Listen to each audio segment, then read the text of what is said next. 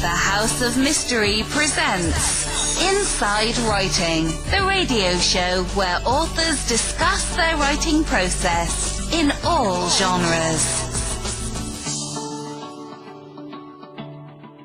Now, today we've got a guest all the way from the UK, and he's written a lot of great books, and so we're going to talk to him. Robert Innes, thank you for being here. Absolute pleasure. Thanks for having me. Robert, so where did it start for you? I don't mean the birth and the mother and all that, but I mean, where did your father meet? Sunny days of 1987. I think I've always sort of enjoyed writing stories and sort of even back at school. I think it was my favourite thing to do. Rather than sit in an algebra class, I was sort of doodling away and not really paying much attention and just writing about characters and stuff. But I only realised that I really sort of wanted to do writing as a career when I was at university. Up to then I'd kind of wanted to be an actor, and then sort of started writing a script based on all the people that I was living with, that I'd hoped to turn into a big drama series, and sort of develop this passion for sort of characters and all of that sort of thing. And then in the meantime, doing what any kind of student is doing, I was sort of, working in a shop and doing all that sort of thing and realising how miserable I was doing it. And then started talking to a guy called Ashley McLaughlin, who, if anybody is famous, if anybody is a reader of the cozy mystery world, you'll know him better as Agatha Frost. And he started talking to me, and we started communicating. He helped me kind of build my career up, and I ended up writing the first book in the Blake Harte series, Untouchable, and it sort of went from there, and I was able to become self-employed from it, and it all sort of took off from there, really. Did you worry about being a good writer? And I mean that in the sense, like how I mean this is, were you concentrating on the words you used and your grammar and how you put together an actual book, or were you more focused on the subject? I think you'll find it still do worry about that sort of thing. I think that what you tend to discover when you write your first one is how little you actually know about sort of the prose and the format of it all. You're sending it to someone to kind of read through, you realise kind of how many grammatical mistakes you make without realising it, and there's rules of grammar that you don't know about until you start doing this sort of thing. Kind of like page format and commas and all of that sort of thing. So you have to sort of pick things up quite quickly as you kind of go along. But it didn't. I think I was just more concerned with making good story more than anything. I knew when I remember saying to somebody when they were sending me notes back, I'm not bothered if you come back with notes that are absolutely littered with punctuation and grammar and all of that sort of thing. That's absolutely fine, but as long as you enjoy the story, then I know at least I've done that part right. The grammar stuff I can sort of learn, and it seemed to go all right. I think it's that sort of thing you can learn, but as long as you've got the story there, I think you've got a good basis to start off. Yeah. Do you your characters like Blake Harte and these characters, do you take them after people you actually know or people that are around you? And if so, how do you choose them? Well, I think that a lot of writers will tell you that at least one of the characters in their books is based on either themselves in some respect or someone they know. I think especially when I first started writing it, I think the two main characters, Blake and Harrison, they were sort of split into who I actually was at the time and who I wanted to be. So I kind of see Blake as this sort of very much capable person who was a natural leader who could, put all this stuff together in his head. And I think everybody deep down would love to be that sort of person that, that you kind of follow throughout the book and just know that he will solve anything that kind of comes his way. But then, of course, you've got Harrison on the other hand, who at the beginning was very much more of an anxious person, very sort of secluded. And I think there's a little bit of a mixture of both of us in that sort of thing. So Blake's sort of the dream person of who I'd want to be, and Harrison probably more of a more realistic as to what I actually was at the time. But yeah, and I think that people that you meet, the right people will sort of stay in your head without you realising them. And then when you need a character, you'll remember that person, and then they'll suddenly appear on the page. Yeah, I think it was J.D. Horn that we interviewed that said that if you end up in his book, he really doesn't like you. Yeah, I've murdered a few people in my books before. It's quite a satisfying feeling. Well, that's good to know. Hopefully, I'm not in there yet. No, not yet. No, but after this interview, I'll be there. Yeah, the next book if I write is about a podcast interviewer dying horribly, then you'll know that you've annoyed me. But I think so far you're okay. Stabbed and burned and all that sort of stuff. Yeah, absolutely. Lovely. That's the way to go. It really is. Oh, wow. How do you come up with the stories? But so when you're doing a mystery, and some sort of crime or something going on, where does that come from? Like, what do you just have a dream, or you? Yeah, I wish there was some sort of deep answer I could give you to that, but sometimes it just sort of lands in your head. It's like any idea, it's kind of like it's. Sometimes you have to sit and think about it and really kind of forage through your brain to sort of put stuff together, and then sometimes it just sort of lands in your head. It sounds so pretentious to say it, but I kind of see it as, like any kind of artist or creative person, how does a painter get to know what to draw and how to put the colours together? It's just sort of, I wish I could give you some sort of definitive answer, but sometimes they just sort of land in your head. Sometimes it'll be an experience that you kind of think about and you kind of twist around a little bit to make into a story. I mean, the impossible crime genre is something that I never really thought I was capable of doing. I was a massive fan of Jonathan Creek growing up, which obviously is based all around the impossible crime genre. And I love the process of not just looking at who done it, but how done it. I think it's just a fascinating way of looking at mysteries. So once you kind of get yourself into that sort of corner, you need to really kind of open your brain as to other aspects of the case, trying to make something look impossible whilst coming up with a satisfying answer. So I think it's sometimes it happens organically, and sometimes I have to really sit there for weeks and try and think of something that seems reasonable and has a satisfying ending to it. So it varies. What are your influences then? Like, what is it that you draw from, like other writers, or is it movies or Netflix, or is it shopping? Like, I think I do tend to kind of base a lot of my style, I suppose, if you like, around TV shows that I watch, because actually what I've always wanted to be is a screenwriter. I'd love to kind of have my own TV series or write for a TV series in some way. So whenever I write, I always sort of write anything with it being in mind for television. So, the first episode of the Blake Hart Mysteries, I was sort of, you can call it an episode now, I sort of was looking at it visually and how it would look on TV, and then sort of writing it in book form. So I'd say people like David Renwick, who did Jonathan Creek, Stephen Moffat, who one of the writers of Sherlock, and all those sorts of great mystery TV writers. And I watch a lot of crime drama, and I just think people like crime. I think they like murder. I think it's one of the darkest things that you can do to another human, but yet you can do murder in so many light ways. It's quite a strange thing that so many people enjoy reading about what is one of the worst things that can happen to a human being. But it's just the way it is. Can I ask you about that? Please do. That's interesting. I mean, so I've read 3 of the Blake Hart mysteries. I read the first 3, and I loved them, and I recommended them. Oh, thank you. And I did. And they're very, I do think to me, I would call them cozy. Like, is that fair? Would you call them?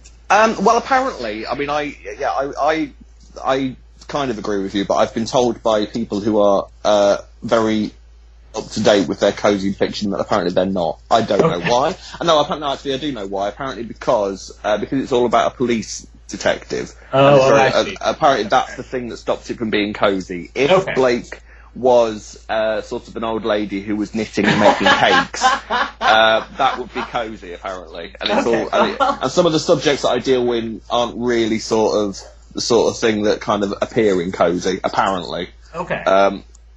But yeah, but I know what you mean, though. I know what you mean. It's kind of got that. Everything apart from that, the village atmosphere is a very cozy sort of thing to do. And even kind of the sort of novella form of it is quite cozy. I mean, the thing and I would say that they end with a resolution, right? Where like the crime is punished and the bad people are actually bad. Sure, yeah.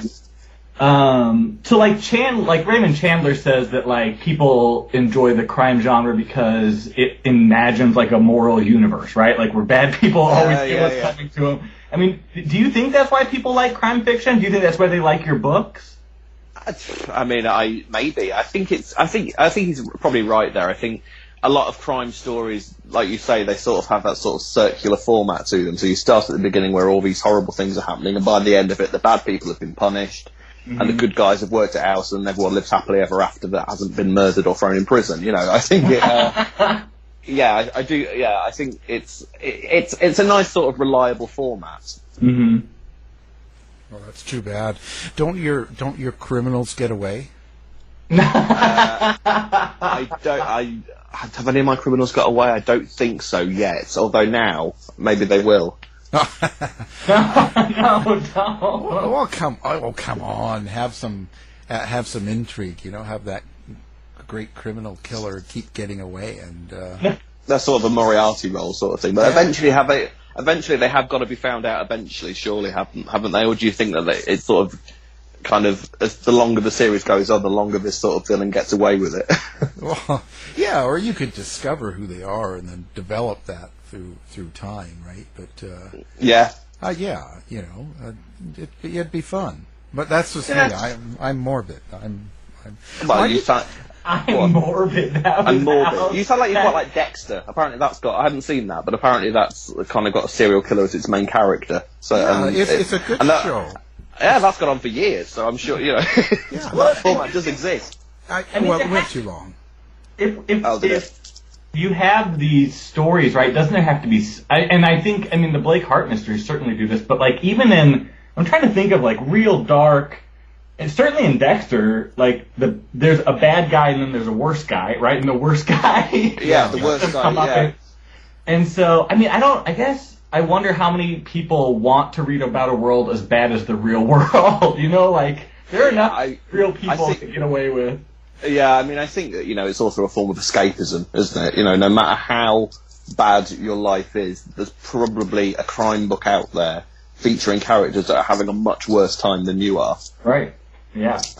Yeah, but I don't like to have the resolve in a book, personally. Yeah. Because it's just like if you read a romance, which I never do anyway, but me neither. It's far too cozy for me. Yeah, there's something, and you just don't want it to be happily ever after. I don't, because it's not real, and I think I'm too old now to look at it that way. Because if it's a real story, if it's a real type of crime and story and passion and all this stuff, it's not all going to be perfect. No, it's true, but I think that's kind of what sort of appeals, especially in the short kind of novella form. I think people kind of go to it for a sort of escapism for a couple of hours, and then they can go back to their lives. You put the book down, and that's all fine and dandy. I do quite like the idea of doing a series where it sort of just continues all the way through, but I think it would have to be a quite different format to what I've been used to recently. Yeah, it's something you have to work into, I guess. Yeah, absolutely. But that's interesting. Do you think you're going to be doing writing for the rest of your life, type thing? Are you going to carry this on? Well, I hope so. It's been a few. When did I release the first one? 2016, I think the first one came out. So it's been going for a while, and I'm just writing the 11th, I think, in this series at the moment. Wow. So I'd like it to continue as long as I can, and obviously, like I said, with screenwriting, I'd love to have Blake on the TV at some point. But I think that's very much kind of whether luck falls my way or not. Well, you could have me play Blake. If you like, yeah. I don't see why not. Can you do a British accent? Not really. No. But I could practice. Yeah, this is a great audition. Absolutely. Yeah. Right. No, actually, do you think there's a difference when you see British crime fiction compared to American? Oh, that's interesting. Yes, but it's difficult to kind of explain why. I think there's a difference between. I don't know if you guys are aware of a show called Midsummer Murders that airs over here. Yeah. It's sort of the quintessential everything that you think of when you think of a British murder mystery is Midsummer Murders. You know, it's. I think that the star of it, John Nettles, once said that it was fairy cakes and bloodletting. You know, just very specifically Midsummer Murders. You know, just that very sort of almost cosy in itself, apart from the police people. But then, of course, when you think of something like, you know, L.A. Law or something like that, you know, you've got all your FBI people and lots of blue flashing lights and city murders and all that sort of thing. I think American crime drama tends to be a lot bigger and sort of. And it tends to go on for years and years and years. You've got so many American crime dramas, haven't you? Well, there's so many American crimes. Yeah, well, that's true. Well, then you've got just as many over here, I suppose. But yeah, I think I don't know. It tends to. I think the US ones maybe are a bit grittier, but then there's lots of UK gritty ones as well. So I think the differences are there, but I think it's an interesting thought. Well, I think there's a real mannerism that comes with British mysteries. There's also sort of not written rules. The way people treat each other in the UK crimes, there seems to be more of a, I don't know, it's hard to explain. It's almost a way people talk and act around others in these crimes that you won't see those types of behaviors in the US. It's kind of a free-for-all in America. Yeah.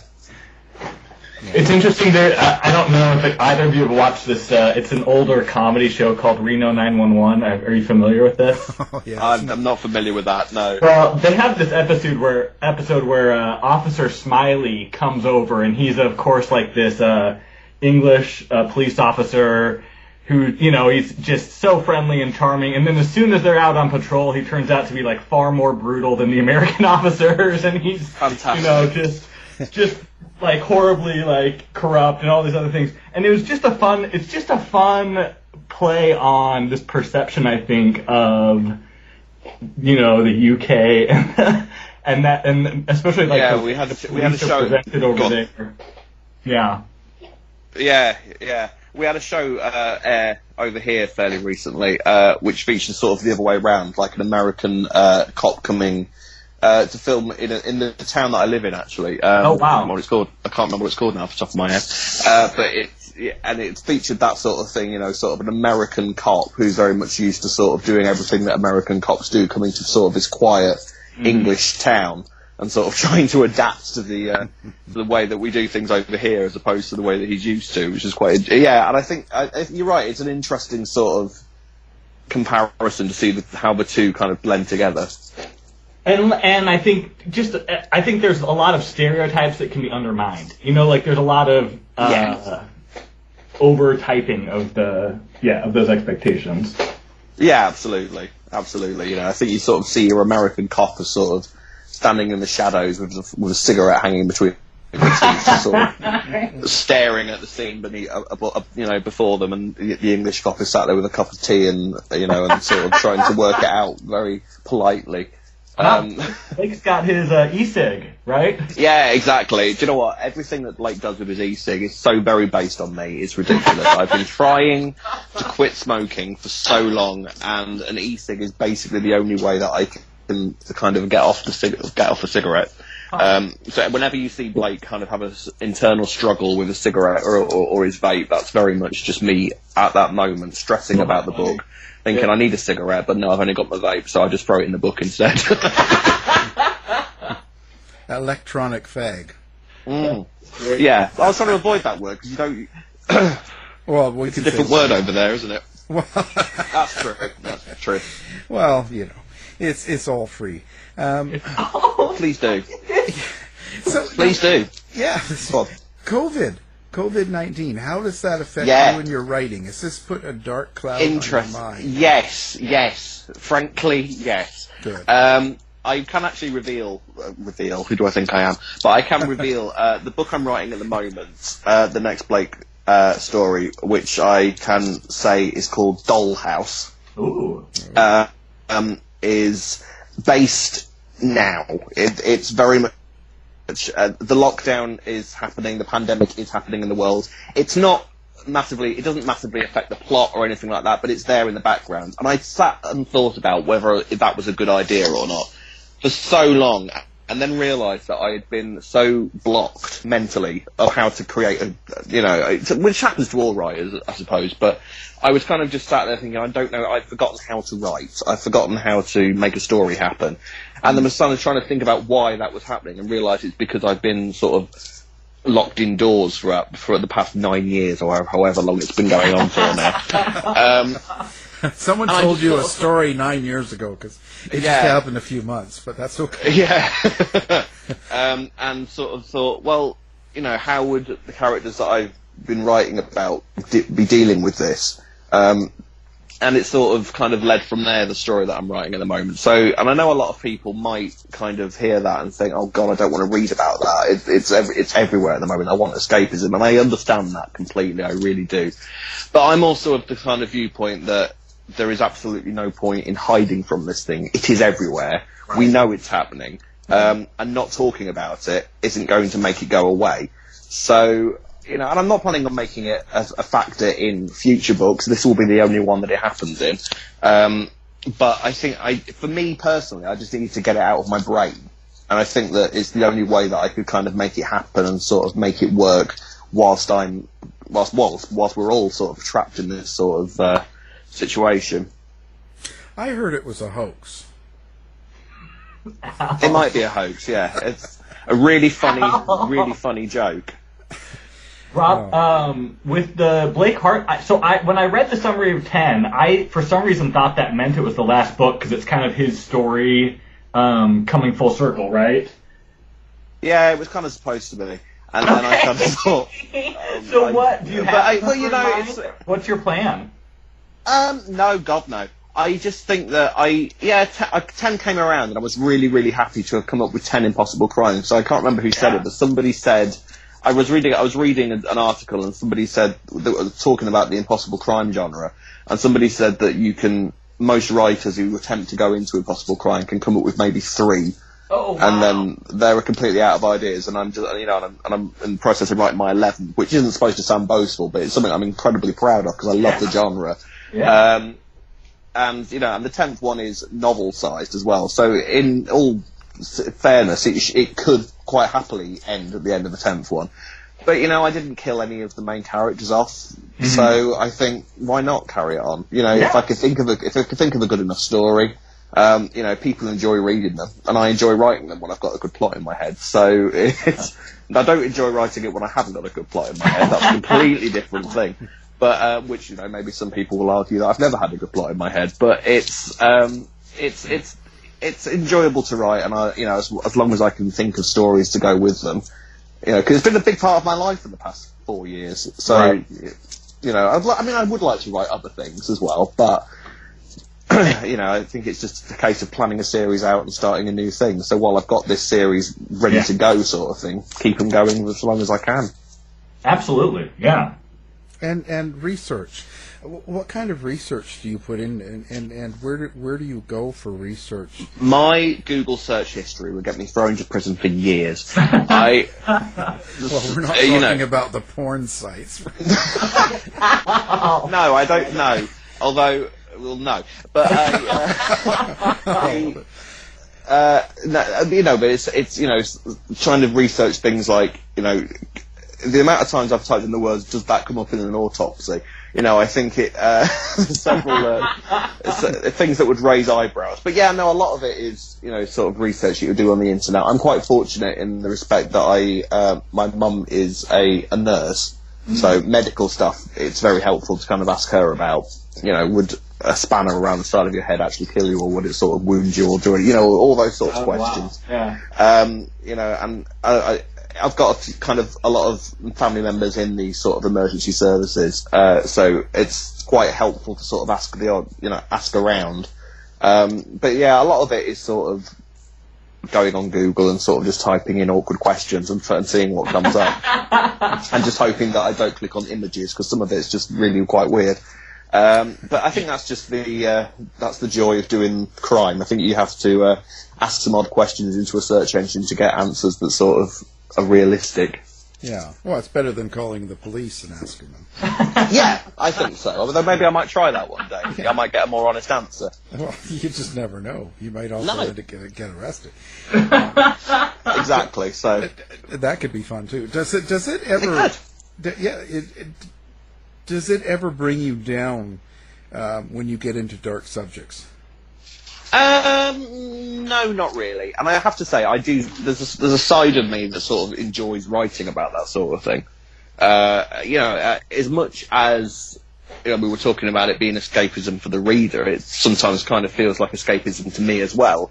There's in the Blake Harte series there have been there's been a couple of quite dark topics that I've covered. And I'm always of the view, I try never to get, too overly gory or anything like that, but if there's a topic that kind of fits into the story that I'm writing, I try not to kind of shy away from it. I'm not writing cozy, so if I want to write something a little bit darker, I've kind of got that freedom to do that. But no, I wouldn't say it ever brings me down, per se. Yeah, you ever think of crossing into the true crime area? Well, to be fair, true crime is, I've had a look online at true crime stories and sort of taken a few little bits and pieces from stories. I can't think of any at the moment, but I think when I was first starting out, I sort of optimistically typed into Google "true impossible crime stories," things that actually happened that I could kind of pinch and turn to real things. You'd be amazed at how selfish killers are, that they haven't done many impossible crimes in real life. It's really quite inconsiderate of them that I can't just pinch their work and turn it into a fiction. But you better start writing to some of them in prison and tell them, look. Yeah, how hard is it to try and kill someone in a locked room? I mean, come on, people, use your imagination. Yeah. Think about things.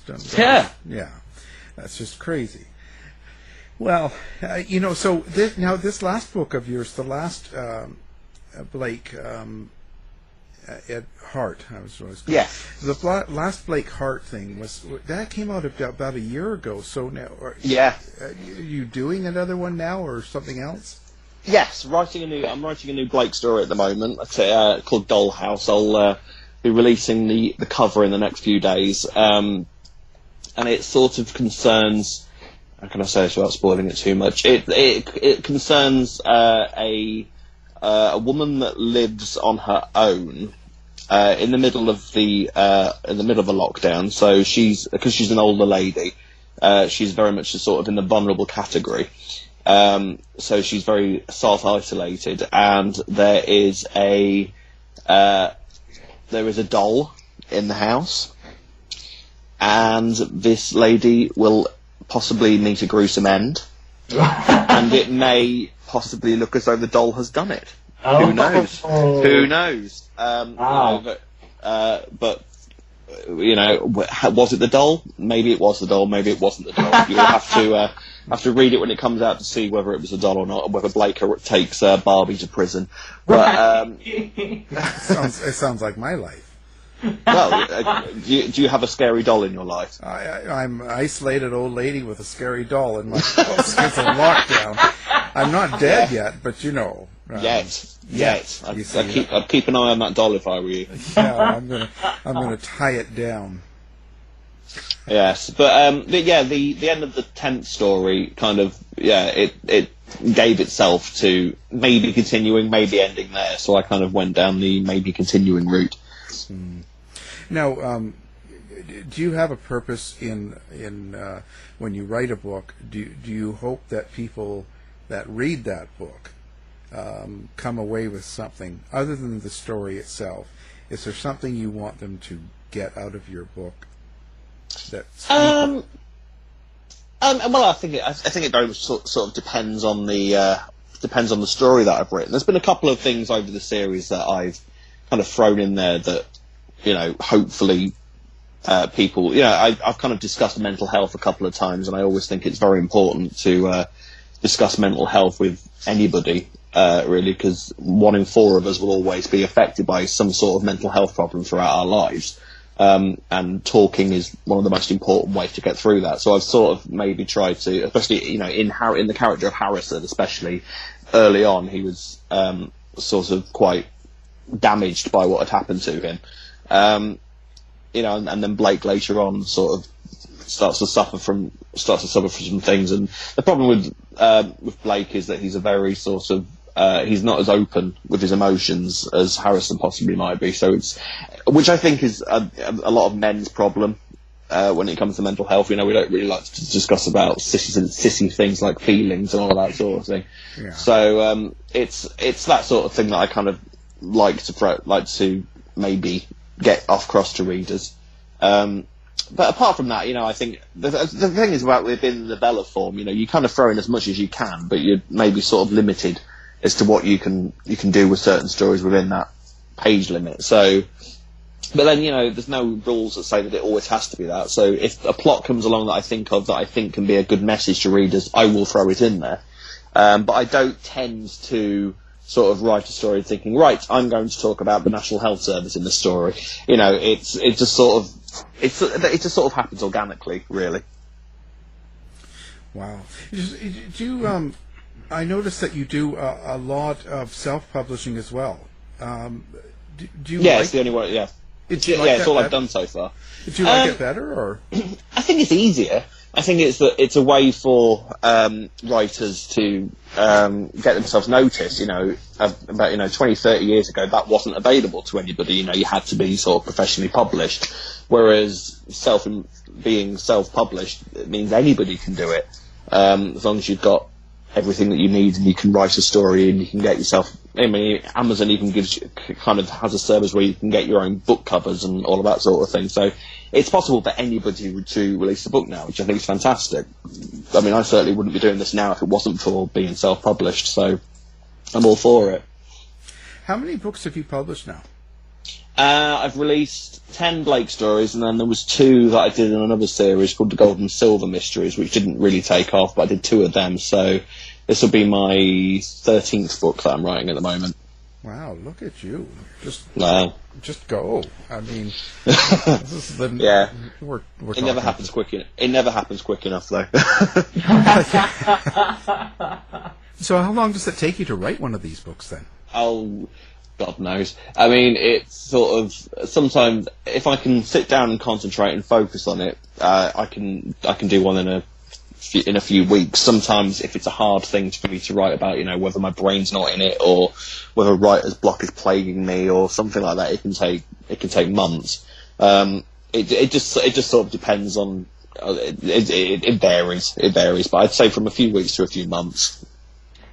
Do you follow like a schedule or routine when you're writing? Oh, I wish I was capable of that. I really do. I try desperately to try and do that, but it doesn't always work out that way. You sort of plan over the weekend. It's Saturday, right? Monday morning, I'm going to get up at 9 a.m. and I'm going to write lots and lots of words, and it's all going to be fantastic. And I'm going to finish the day with a cup of tea, and it's all going to be ace. And 1 p.m. comes along on a Monday, and I'm sort of playing solitaire on the laptop. It's that sort. It never works out that way, unfortunately. Yeah, I understand that. Totally understand that. Procrastination is an evil mistress. Awful stuff, right? Yeah. So how do you react to all the fans? I mean, the majority of people that I've kind of communicated with about the books have been absolutely lovely. What I found really interesting when I first started it, because it's, the books are mystery, but they're also categorised under LGBT because the 2 main characters are gay. And what I found really interesting when I started was that you put it under LGBT mystery, which is what the stories kind of come under, and you'll get a lot of people that are there for both sides of it. And then you get some people that are there purely for the LGBT side of it, and I will have reviews asking me where the sex is, which to me is utterly bizarre. As if they're reading gay fiction purely for the sex. And I am living proof, I can tell you, that not all gay people are sex mad people all of the time. It's not something that sort of litters their lives at all times. But it was interesting to me that was sort of the kind of thing that came along with having gay characters at the forefront. Because actually, what I wanted to do was I wanted to write a mystery series that happened to have a gay person at its central.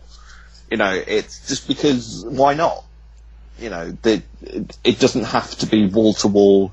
It doesn't have to be wall to wall gay sex for it to be for it to sort of justify a gay character being in there. And that's very much kind of what I wanted to do with this series. And I've had very kind reviews from people saying that it's nice to see that the lead character happens to be gay, and that it's irrelevant really to the main mystery, which is kind of what I was going for. But yeah, and a lot of people I've spoken to have been very kind, very lovely. The series has its fans, which is amazing to me. You never think. When I first started, I was happy when I hit my first 10 sales. I felt like J.K. Rowling after that was my first 10 sales. And now, here I am writing books. 125 or whatever it is now, and most of them are still there, which is lovely. Yeah. No, I guess it would be a natural evolution, but of gay characters to come out of just being in a bathhouse or cruising, and that sort of. Yeah, exactly. I mean, that's going to take time. Society takes a while to catch up. They just expect that. You don't get a lot of. I don't read as much as I should, admittedly, criminally. But you don't tend to see a lot of gay people at the forefront of mysteries, unless it's been written specifically for that purpose.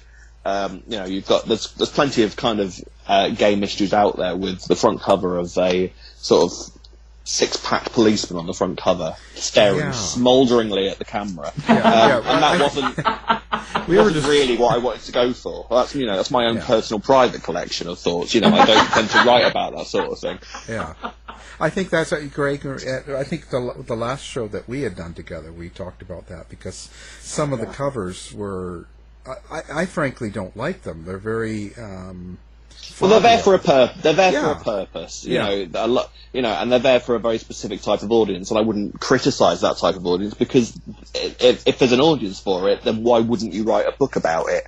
It's writing. It's very much, it's very nice to sit here and say, yes, I'm a writer and I have an artistic leaning, and I love the people who follow my artistic leaning. Whilst at the same time, this is my job and I want to make money from it, because otherwise, there's no point in me doing it.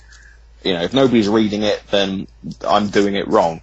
And there is a huge, and I've been advised by people to sort of go down that line as well. It's just not for me. I don't know. I wouldn't know how to construct a story like that. But that's not a criticism of the people that do write those stories, or the people that read those sorts of stories. But I looked at that and thought, well, that's one way of doing it, and then I'll try my way of doing it, and it's worked okay for me. Yeah, well, if it hasn't got pictures, what's the point? No, exactly. Well, I think. Oh, I'm sorry. No, keep going.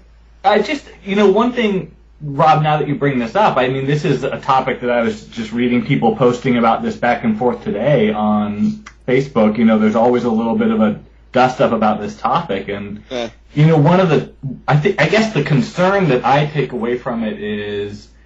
And I will say that my books are, have a heavy kind of secondary romance subplot in them, and some of them have sex, but not all of them.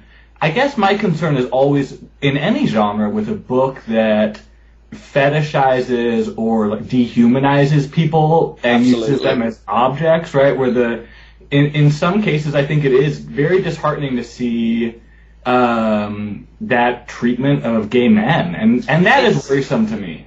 I completely agree. I mean, to me, it's very prevalent actually in a lot of British soap operas at the moment. Mm-hmm. You've got I think all the soaps at some point have had that sort of gay couple, at the forefront, you know, both very anguished and sort of going through their issues and all that sort of thing, and they'll have fans that are, you know, absolutely obsessed with them, you know, and there are GIFs that are over the internet, there are memes everywhere, there are fan art and all of this sort of thing, and you know, these people and these characters are absolutely idolised, no matter what these characters might do. Right. You know, and I remember, I don't know if you guys will have heard of it, there's a soap opera over here called Hollyoaks, and they were doing a storyline about gay domestic abuse.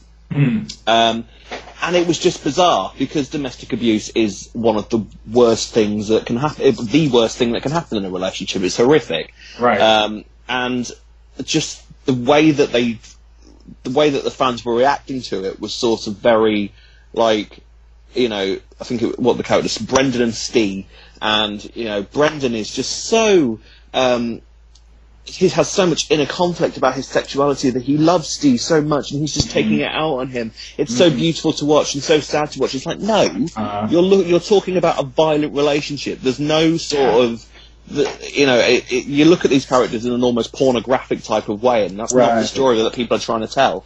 And I think that, yes, you know, gay people have come a long way in quite a short period of time.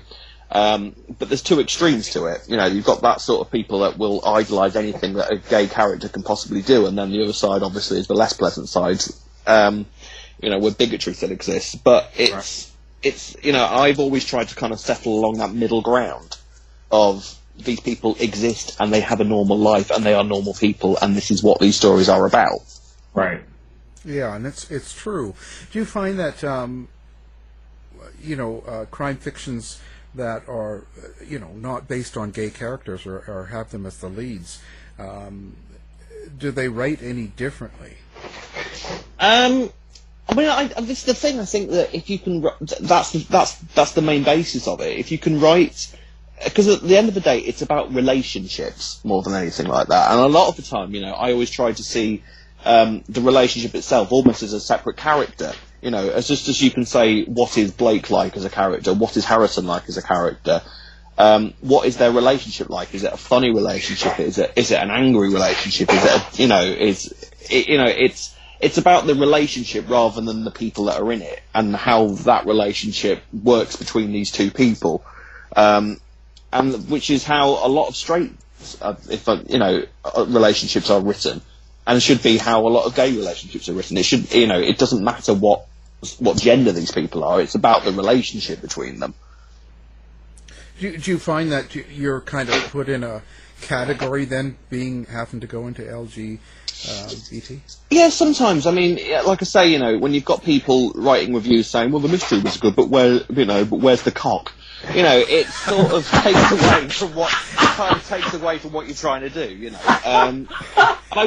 know, and people come to you for that, and that's absolutely fine. You know, if people kind of come along for that, and then sort of get on board with what I've done, then fantastic. If there's not enough sex in it for them, then that's absolutely fine. But I'm not the sort of person that really would write, you know, graphic sex scenes in a story that doesn't warrant it. You know, I'm not afraid of writing a graphic sex scene, but that would be purely plot driven, as opposed to, it's been 6 pages since I saw a bare chest, I need to get one in here now. You know. Well, yeah, and I think that brings to a point, but I think that in itself is a problem with being in the gay crime fiction section, I think, isn't that? Because people are expecting it then. Yeah, I mean, yeah, like I say, I think it's been my experience, but I think now, you know, I'm this far into the series, I think people know what they're going to get from, you know, and how they know what, you know, and I get people saying that, you know, there's not enough love between Blake and Harrison, and I'm kind of, you know, and you take that on board, you know, I think you always have to listen to what your reviewers are saying, just to some extent, but yeah, I think that it's never going to be anything that I do, particularly in this series. You know, on another series maybe, but you know, in this series, it's not something that particularly grasps my interest particularly. You could always do X-rated versions of the same books. I could. You know, if that brings me more money, then maybe I will one day. You know, Blake After Dark might be a series that's coming your way soon, people. Yeah, Blake, where does he go at night? Well, and who Yeah, wins? he always disappears at midnight. And what exactly happens to Betty the Goat in that time? You know, the possibilities are endless. Oh boy, and what does he like? Okay, well, this is exciting. So There you go. now, do you have a website and stuff where people could go and find you and find out? I have a Facebook page. If you type in Robert Innes, I think it's Robert Innes author. It's been a long time since I've had to advertise it to anybody. Hang on a minute, I'm just typing on my phone. Yes, if you type in Robert Innes in groups, it will be the first thing that comes up in my phone anyway. But with a little logo that says Robert Innes with a man silhouetted behind it. And yeah, that's the page for people to follow for all the latest Blake Harte news. I'm also on Twitter at RobInnes87. So please follow. 87. That's very sweet of you to say. I'm actually 93. Wow. But Took a day over 60. oh, you're so sweet. Well, that's amazing. I hope that doll gets you. Oh, my dog will get the doll first, hopefully. So that's fantastic. I'm glad you've taken some time to talk to us and stuff like that. And No problem. It's been lovely. So what's your daily process? Just checking out what you do with yourself now. Are you writing full time? So that's all you do? Yeah. Supposedly. You know, I try to be writing whenever I can. If I'm not doing the Blake stories, I'm also trying to kind of break out into the script writing world. So it kind of there's plenty going on in terms of writing and all that sort of thing, but it's always just the stuff that gets seen is always the difficult stuff to make appear. But yeah, the Blake Harte stories will be there in the background for a while to come. Yeah, I hope. Okay. Well, we're going to have you posted on our website and your books and stuff like that. So people listening, if they need to find it, they can just go right to it. Well, it's certainly been interesting, and thank you very much for taking the time to talk to us about your books and your writing and all that stuff. Our guest has been Robert Innes. Thank you. Thank you. To find out more about our show, guests, or to listen to past shows from our archive, please go to www.houseofmysteryradio.com. Show's over for now. Was it as good for you as it was for me?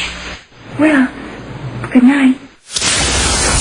This has been a production of Something Weird Media. I'll be back.